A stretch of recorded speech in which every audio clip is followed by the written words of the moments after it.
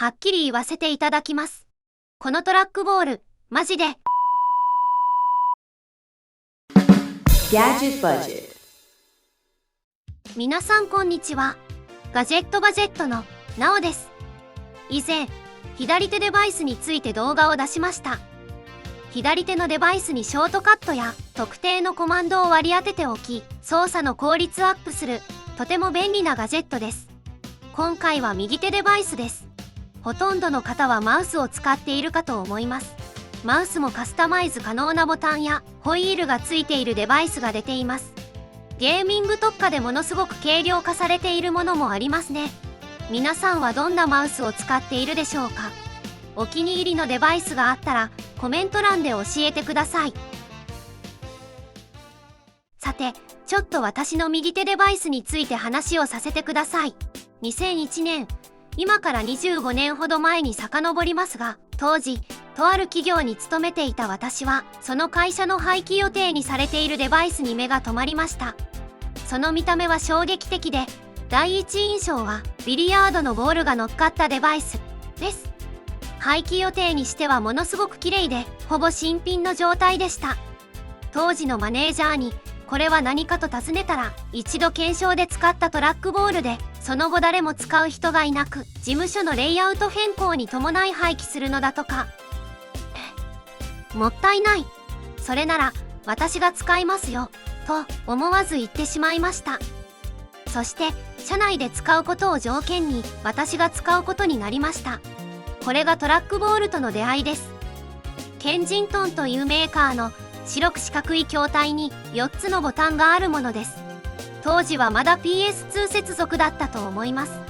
これが正直使いにくい。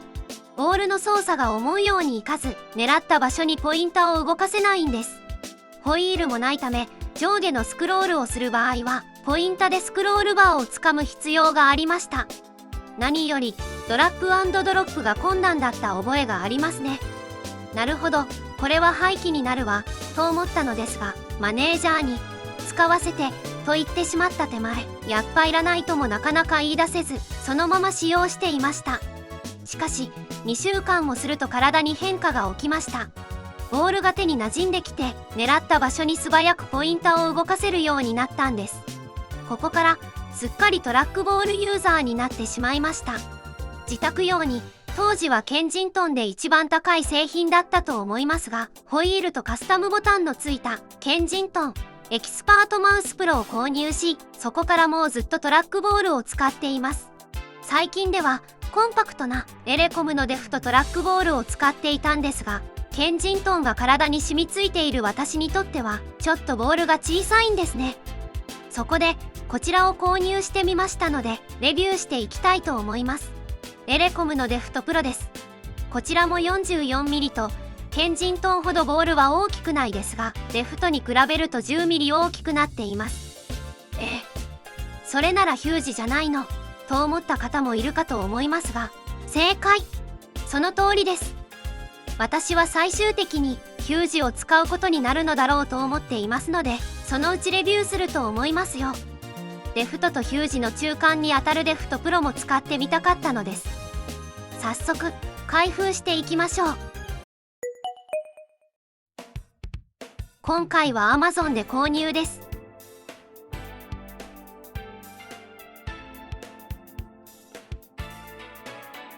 開封も何も、パッケージの蓋は磁石になっていて、すでに中身が見えるようになっています。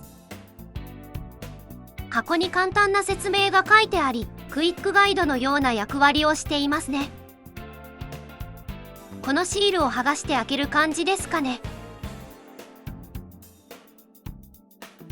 よいしょっと。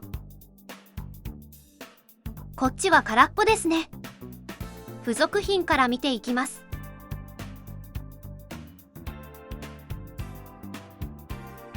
多言語マニュアルの2次元コードがありますね。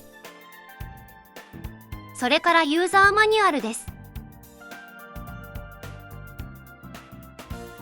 USB ケーブルです。タイプ8マイクロ USB タイプ B のケーブルですね。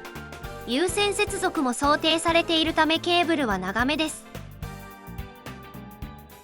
無線接続用の炭酸系アルカリ電池が入っていました。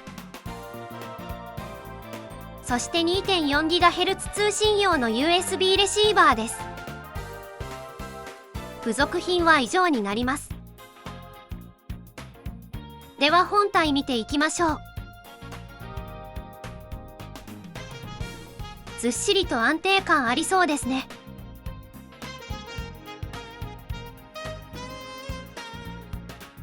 ボタン類はしっかりとしたクリック感があります。各ボタンは後ほど説明します。裏側を見ていきましょう。このボタンはポインターの速度を3段階で変更できるボタンです。そして電源モード切り替えスイッチ、それからペアリングボタンです。ここに単3電池を入れるんですね。レシーバーの格納部も見えます。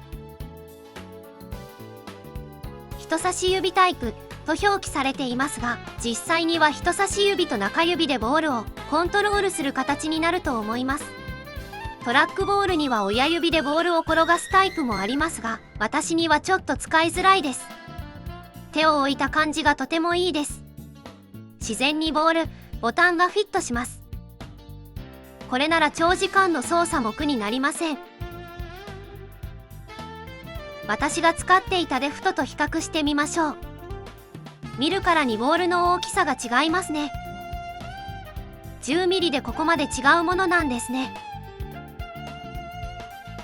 握った感じが全然違います。大きいデフトプロの方が安定感があり、しっくりきますね。